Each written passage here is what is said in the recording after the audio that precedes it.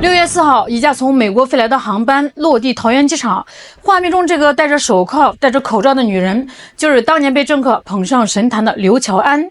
大家还记得吗？她曾是那个象征纯粹的太阳花女神。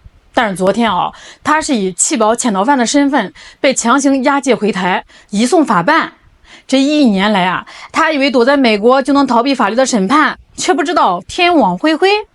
而最让岛内震撼的是，他即将面临的最终审判。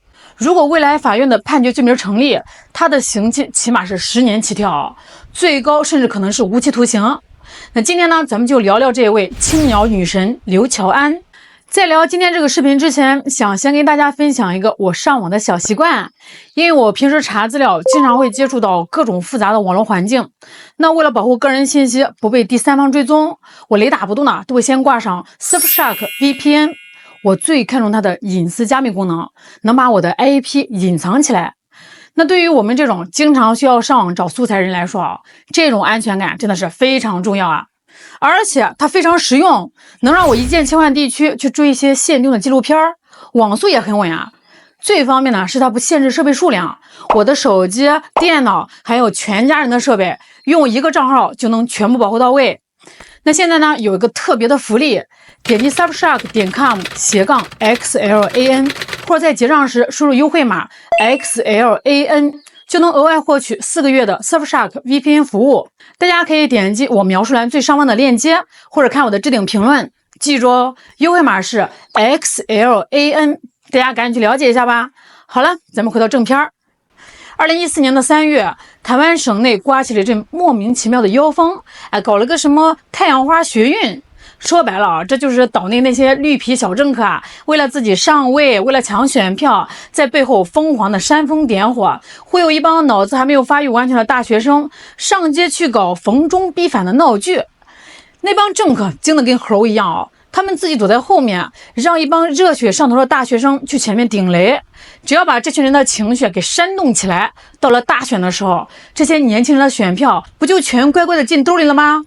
就在这群魔乱舞的抗议现场，咱们今天的主角刘乔安闪亮登场了。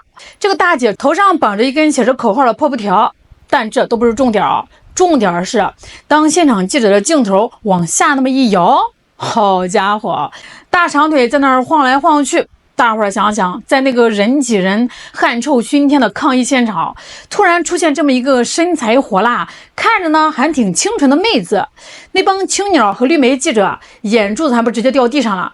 咔嚓咔嚓一顿闪光灯闪过，第二天刘乔安的照片直接霸占了岛内各大媒体的头版头条，媒体给她冠上了一个响当当的名号——太阳花女神。一夜之间这女的火的是一塌糊涂呀！社交媒体上几万几十万的粉丝往上涨，底下一溜的全是叫着女神求抱抱的舔狗，甚至连一些品牌商都像闻见味的苍蝇一样挥着钞票跑去求她代言。那个时候的刘乔安走在街上估计下巴都快扬到天上去了。她走到哪身边都围着一圈想蹭热度的政客。她以为自己真的掌握了财富密码，俗话说得好站得有多高摔得就有多惨。刘乔安在尝到了众星捧月的甜头后开始飘了甚至还想着进军演艺圈当大明星。但是网络时代你想立个清纯的人设那也得看你那些破事擦得干不干净很快岛内神通广大的狗仔队就开始发力了，这不扒不知道吧，一扒简直惊掉所有人的下巴。大家心目中那个清纯正茂的邻家女孩居然早在2005年就已经结过婚了，不仅结过婚还跟前夫生了一个女儿。你说你结过婚生过孩子这也没啥呀，大家也不歧视离异带娃的单亲妈妈。但是这个大姐是怎么干的？她为了在外面潇洒直接把亲生女儿丢给了丈夫，然后自己跑出去天天是混夜店，对外还死咬自己是单身未婚女孩。这还没完呢更炸裂的还在后面。没过多久，港媒直接扔出了一颗深水炸弹，曝光了一段刘乔安在高级酒店里跟人谈生意的偷拍视频。我直接可以跟你讲，我在台湾我最低是7万，然后我出国是10万。大伙儿敢信吗？你们高高在上的女神背地里居然是个明码标价的外围女。这段视频一爆出来，整个台湾省的互联网直接瘫痪了。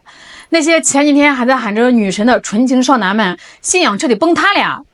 事情败露之后，刘强安慌了，他赶紧跑到网上开直播啊，发小作文，一把鼻涕一把泪的狡辩，说什么我是被逼的，我是去卖酒的。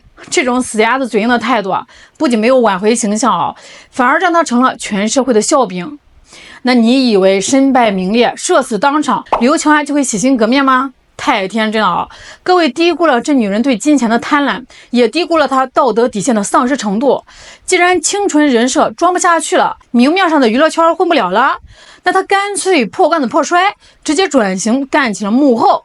没错，她从一个自己亲自上阵的一线工作者，摇身一变，变成了专门搞跨国贸易、拉红线、做中介的老鸨。他利用自己之前积累一点所谓的圈内人脉，去忽悠那些没见过什么世面的18线小模特和小艺人。刘乔安平时打扮的是珠光宝气跑到这些女孩面前画大饼。哎呀，妹妹，你条件这么好，在这个小破岛上混多没前途啊！姐姐认识国外的超级富豪大老板，带你出国去旅个游、度个假，顺便参加个高端饭局，轻轻松松的10几万入账，还能把你捧红。这帮涉世未深的小姑娘一看，哇，跟着乔安姐有肉吃呀，屁颠儿屁颠儿就跟着上了飞机。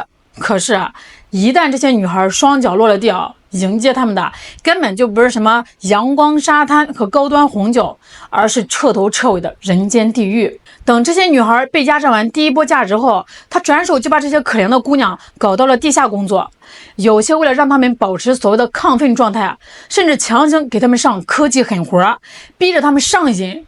各位评不评理这还是人干的事吗？老天有眼，世上没有不透风的墙，这只拉红线的黑手最终还是被警方盯上了。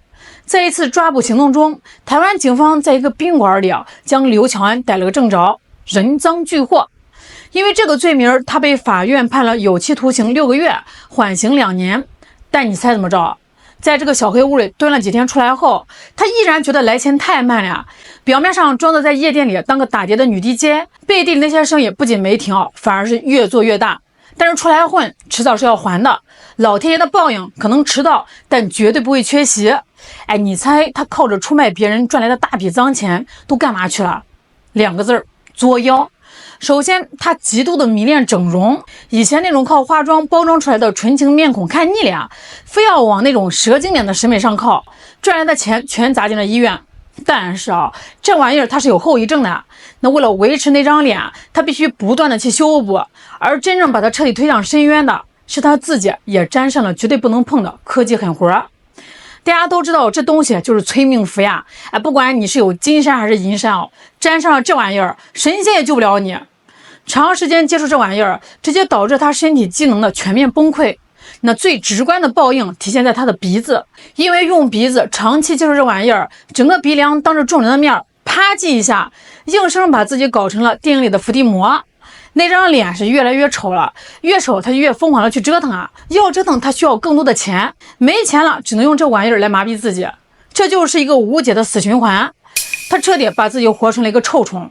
时间来到了2019年，这个时候的刘乔安在台湾省内已经是臭名昭著，犹如过街老鼠了。